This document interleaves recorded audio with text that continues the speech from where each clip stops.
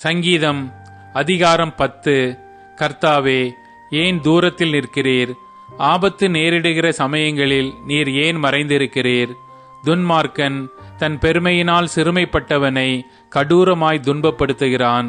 அவர்கள் நினைத்த சதி மோசங்களில் அவர்களே அகப்படுவார்கள்.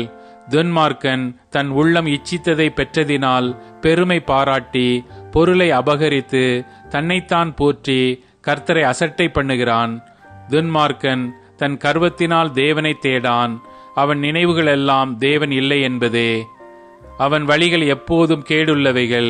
உம்முடைய நியாய தீர்ப்புகள் அவன் பார்வைக்கு எட்டாமல் மிகவும் உயரமாயிருக்கிறது. தன் எதிராளிகள் எல்லார் மேலும் சீறுகிறான். நான் அசைக்கப்படுவதில்லை, தலைமுறை தலைமுறை தோறும் தீங்கு என்னை அணுகுவதில்லை என்று தன் இருதயத்தில் சொல்லிக் கொள்ளுகிறான். அவன் வாய் சபிப்பினாலும் கபடத்தினாலும் கொடுமையினாலும் நிறைந்திருக்கிறது. அவன் நாவின் கீழ் தீவினையும் அக்கிரமமும் உண்டு. கிராமங்களின் ஒளிபீடங்களிலே பதிவிருந்து மறைவிடங்களிலே குற்றமற்றவனை கொல்லுகிறான்.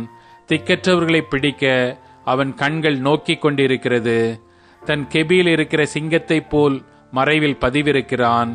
ஏழையை பிடிக்க பதிவிருந்து ஏழையை தன் வலைக்குள் இழுத்து பிடித்துக் கொள்ளுகிறான்.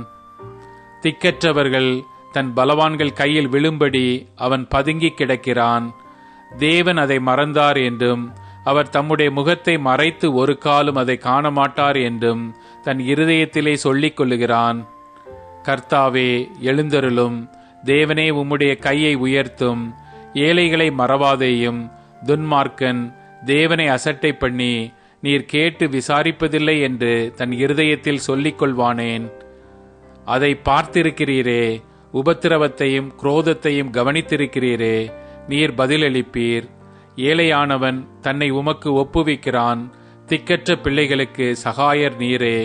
துன்மார்க்கனும் பொல்லாதவனுமாயிருக்கிறவனுடைய புயத்தை முறித்துவிடும்.